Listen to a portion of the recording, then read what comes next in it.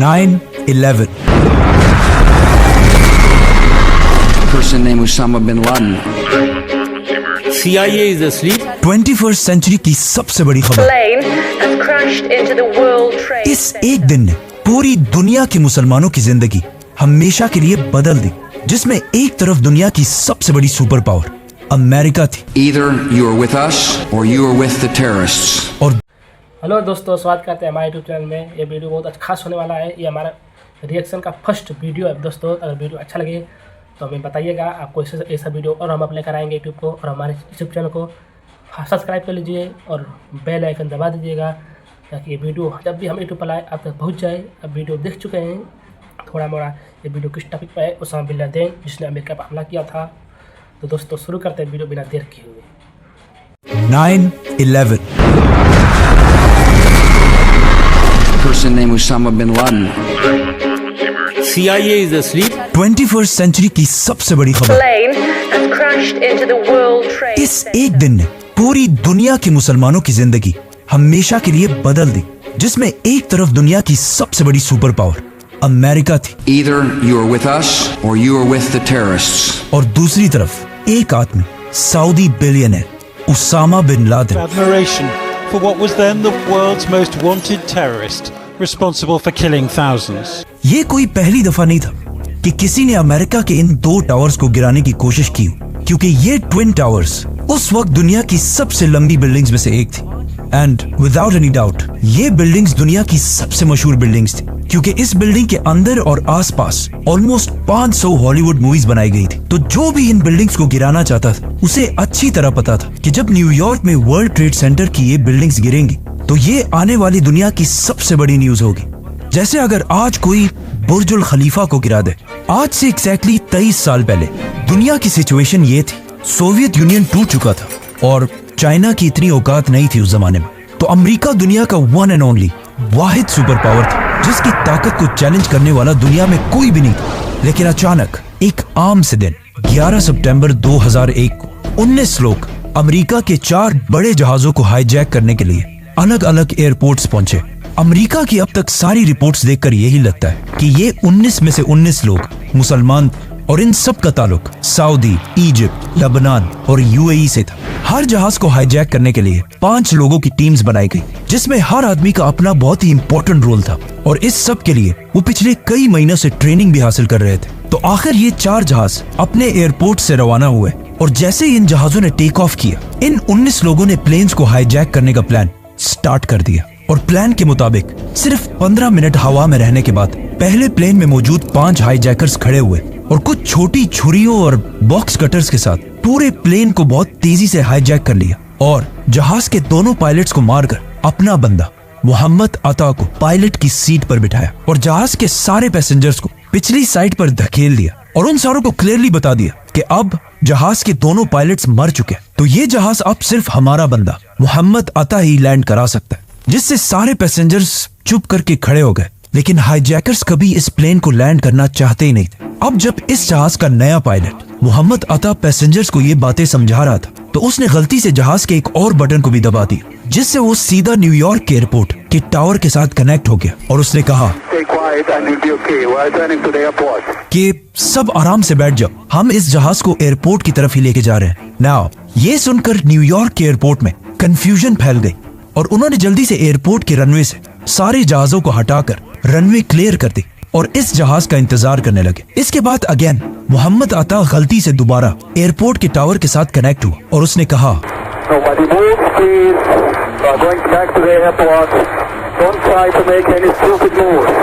मतलब कोई इतने खतरनाक मिशन में इतना रिलैक्स कैसे हो सकता है। खैर ये जहाज पहले बोस्टन से लॉस एंजलिस की तरफ जा रहा था, जो काफी लंबा सफर है। तो मोहम्मद अता ने इस जहाज को 100 डिग्रीज टर्न किया और न्यूयॉर्क की तरफ बढ़ने लगा, और जैसे ही वो न्यूयॉर्क की सिटी के करीब पहुंचा तो जहाज बहुत तेजी से अपनी हाइट से नीचे आने लगा, और क्लियरली सबको ऐसा ही लग रहा था कि ये जहाज इसलिए नीचे आ रहा है ताकि ये न्यूयॉर्क के एयरपोर्ट पर लैंड कर सके। इसीलिए उधर एयरपोर्ट में भी ये देखकर सारे लोग इस जहाज का इंतजार करने लगे।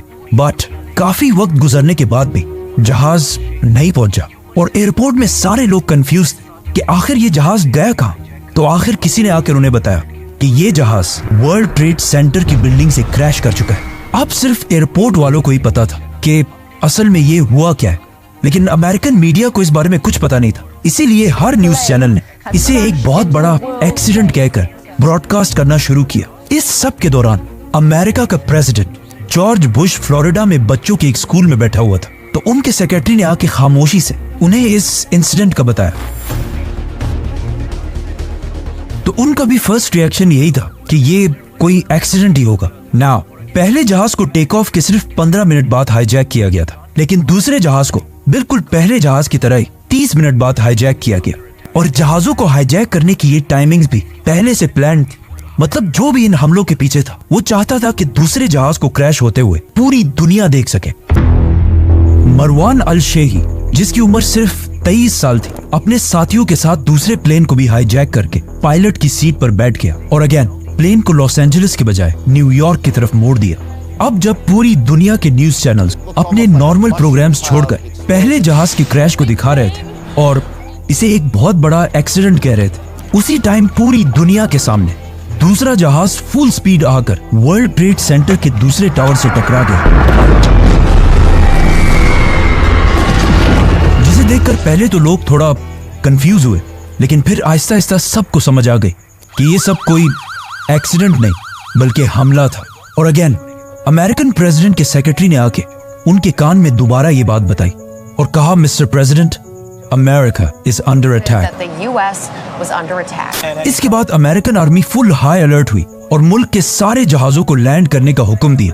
लेकिन अभी भी 2 जहाज ऐसे थे जिन्हें ये लोग हाईजैक कर चुके थे और किसी को पता नहीं था कि इन दोनों जहाजों का अगला टारगेट कौन सा होने वाला है। थर्ड जहाज को, जिसे एक सऊदी सिटीजन हानी हंजोर उड़ा रहा था, उसने जहाज न्यूयॉर्क की तरफ टर्न करने के बजाय उसे अमेरिका के कैपिटल वॉशिंगटन की तरफ टर्न किया। और जैसे ही वो वॉशिंगटन के करीब पहुंचा, वो अपने जहाज को बहुत ही नीचे ले आया और जहाज की स्पीड फुल बढ़ा दी। और ये जहाज बहुत तेजी से दुनिया की सबसे इंपॉर्टेंट बिल्डिंग्स में से एक पेंटागन की तरफ बढ़ रहा था और दुनिया की नंबर 1 इंटेलिजेंस एजेंसी CIA का हेडक्वार्टर। इस जहाज के पेंटागन पर क्रैश होने के बाद पूरी दुनिया वर्ल्ड ट्रेड सेंटर को छोड़कर पेंटागन की क्लिप्स दिखाने लगा, लेकिन अभी भी एक जहाज मिसिंग था। जब US आर्मी ने इस जहाज की डायरेक्शन चेक की तो उन्होंने देखा कि ये जहाज भी वॉशिंगटन की तरफ ही बढ़ रहा है और हो सकता है ये अमेरिका की पार्लियामेंट कैपिटल को टारगेट करे। तो मजबूरन इस जहाज को गिराने के लिए अमेरिका के वाइस प्रेसिडेंट के ऑर्डर्स पर 2 फाइटर जेट्स फुल स्पीड रवाना किए गए और इन जेट्स को ये ऑर्डर दिया गया था कि इस जहाज को हर हाल में गिराना लाजमी है, चाहे सारे पैसेंजर्स मर भी जाएं। 3 जहाज तो बिल्कुल प्लान के मुताबिक अपने टारगेट्स तक पहुंच चुके थे, लेकिन चौथा जहाज, जिसे ज़ैद जर्राह चला रहा था, अपने टारगेट कैपिटल तक कभी पहुंच ही नहीं सका, क्योंकि जब ये जहाज हाईजैक किया गया था तब तक वर्ल्ड ट्रेड सेंटर पर हमला हो चुका था। ज़ैद जर्राह ने दोबारा सारे पैसेंजर्स को उसी तरह बता दिया कि सब आराम से बैठ जाओ, हम एयरपोर्ट की तरफ ही जा रहे हैं। लेकिन जब पैसेंजर्स में से एक ने जहाज के फोन से अपनी बीवी से राब्ता किया तो उसकी बीवी ने उसे बताया कि ये हाईजैकर्स झूठ बोल रहे हैं और ये एयरपोर्ट नहीं जा रहे, बल्कि ये एक सुसाइड मिशन है। इस बंदे ने जाके बाकी पैसेंजर्स को भी समझाया कि देखो, मरना तो वैसे भी है, लेकिन इससे पहले कि ये हाईजैकर्स इस प्लेन को किसी बिल्डिंग पर क्रैश करें, हम सब खुद ही इस जहाज को गिरा देते हैं। जिस पर इन सारे पैसेंजर्स ने मिलकर हाईजैकर्स पर हमला कर दिया, जिसे देखकर ज़ैद जर्राह ने प्लेन को ऊपर नीचे और साइड टू साइड हिलाना शुरू किया। लेकिन बहुत कोशिश करने के बाद भी पैसेंजर्स आखिर जहाज के कॉकपिट के दरवाजे तक पहुंच गए और वो जैसे ही जहाज के दरवाजे को तोड़ने वाले थे तो इस जहाज के पायलट ज़ैद जर्राह ने जहाज की स्पीड फुल बढ़ा दी और इसका मुंह जमीन की तरफ किया और इस तरह ये चौथा और आखिरी जहाज तबाह हो गया। अब पूरी दुनिया के न्यूज चैनल्स अगेन चौथे जहाज को दिखाने लगे तो अचानक सिर्फ 1 घंटे बाद न्यूयॉर्क के वर्ल्ड ट्रेड सेंटर का साउथ टावर कोलैप्स कर गया।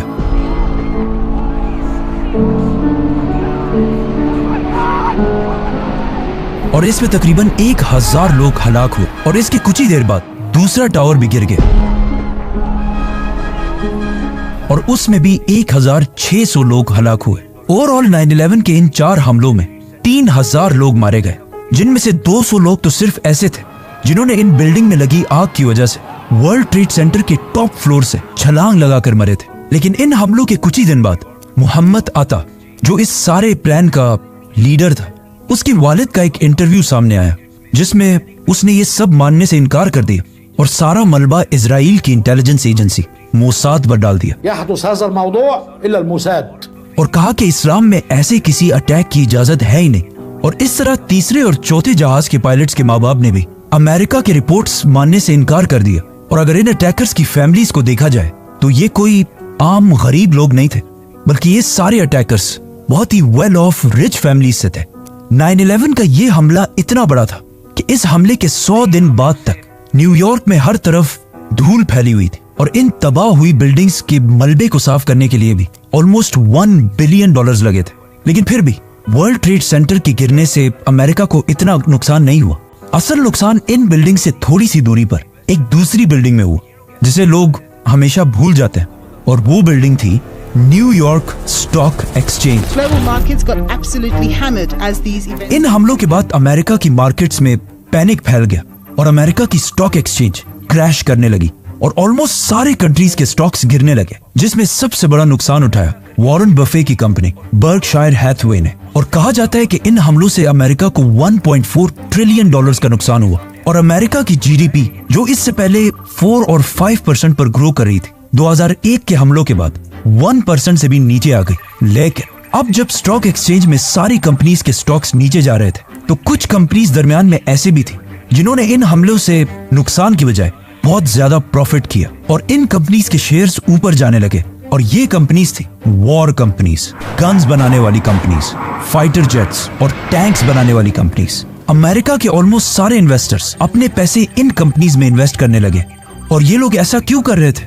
क्योंकि सबको पता था कि अमेरिका अब इन 9/11 के बदला लेने में एक बहुत बड़ी जंग शुरू करेगा, जिसकी वजह से पूरी दुनिया गौर से अमेरिकन प्रेसिडेंट जॉर्ज बुश की तरफ देख रही थी कि आखिर किसने और क्यों दुनिया की इतनी बड़ी सुपर पावर अमेरिका के साथ ऐसा करने की जुर्रत की है। और पूरा अमेरिका गुस्से से भरा हुआ था। इन हमलों के कुछ ही दिन बाद जॉर्ज बुश आखिर पूरी दुनिया के सामने आए और सबको बताया कि इन हमलों के पीछे कोई मुल्क या गवर्नमेंट नहीं थी, बल्कि ये एक टेररिस्ट अटैक था। और इन अटैक्स के पीछे सिर्फ एक ही ऑर्गेनाइजेशन थी, अल कायदा। A person named Osama bin Laden are linked to many other organizations in different countries. और उसका leader Osama bin Laden, Al-Qaeda released the video after its rival. जो इस सबसे बहुत दूर आराम से अफगानिस्तान में बैठा हुआ था। नाउ अब जब पूरी दुनिया उसामा बिन लादेन को इन हमलों के लिए ब्लेम कर रही, तो उसामा बिन लादेन सामने आए और अल जजीरा को इंटरव्यू देकर कहा कि मेरा इन हमलों से कोई ताल्लुक नहीं है। लेकिन उन्होंने कुछ बाकी बयान भी ऐसे दिए जिसकी वजह से पूरी दुनिया के लोग कंफ्यूजन में थे कि ये इसने किया है या नहीं किया। इन हमलों के बाद सिर्फ उसामा ही नहीं, बल्कि पूरी दुनिया के मुसलमान और स्कॉलर्स सामने आए और इन हमलों की सख्त मुखालफत की। क्योंकि अगर किसी ने भी रसूलुल्लाह सल्लल्लाहु अलैहि वसल्लम की जिंदगी के बारे में पढ़ा हो तो उसे पता होगा कि आप सल्लल्लाहु अलैहि वसल्लम हर जंग से पहले मुसलमानों को ये ऑर्डर्स दिया करते थे कि जंग के दरमियान भी किसी औरत, बच्चे, बूढ़े और इवन दरख्तों को भी नहीं काटना और फार्मर्स और दूसरे रिलीजन के प्रीस्ट को भी नहीं मारना, सिर्फ उनसे लड़ना जो तुमसे लड़े। मतलब इतने सॉफ्ट स्पोकन और हमेशा माफ करने वाले प्रॉफिट मोहम्मद सल्लल्लाहु अलैहि वसल्लम के रिलीजन के नाम पर कोई कैसे ऐसे कर सकता था? इसीलिए इन हमलों के बाद OIC, मुसलमानों की सबसे बड़ी ऑर्गेनाइजेशन, सामने आई और उसने भी 9/11 के इन हमलों की मुखालफत की। और उनके अलावा मक्का के ग्रैंड मुफ्ती ने भी ये बयान दिया कि ये हमले इस्लाम के खिलाफ हैं। और इवन अमेरिका के दुश्मन समझे जाने वाले आयतुल्लाह खामनाई ने भी ये बयान दिया कि इन हमलों का इस्लाम से कोई ताल्लुक नहीं है। लेकिन इस सब के बाद भी इस्लाम की इमेज वेस्टर्न कंट्रीज में बहुत ही खराब होने लगी और इस्लामोफोबिया बढ़ने लगा। फॉर एग्जाम्पल, लोग रोड पर हिजाब पहनने वाली औरतों को मारने लगे और वेस्टर्न कंट्रीज में बहुत सारे मुसलमानों को जॉब से निकाला गया और कुछ मुसलमानों को तो जान से भी मारा गया। और टीवीज पर पहली दफा ये डिबेट स्टार्ट हुई कि क्या इस्लाम एक पीसफुल रिलीजन है भी या नहीं। Islam is not a religion of peace.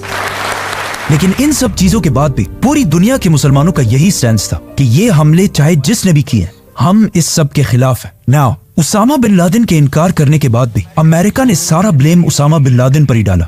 America ने अफगानिस्तान की गवर्नमेंट तालिबान को अल्टीमेटम दिया कि अलकायदा के सारे leaders including Osama bin Laden को हर हाल में अमेरिका के हवाले किया जाए। लेकिन अफगानिस्तान ने ऐसा नहीं किया, क्योंकि अफगानिस्तान इससे कुछ ही साल पहले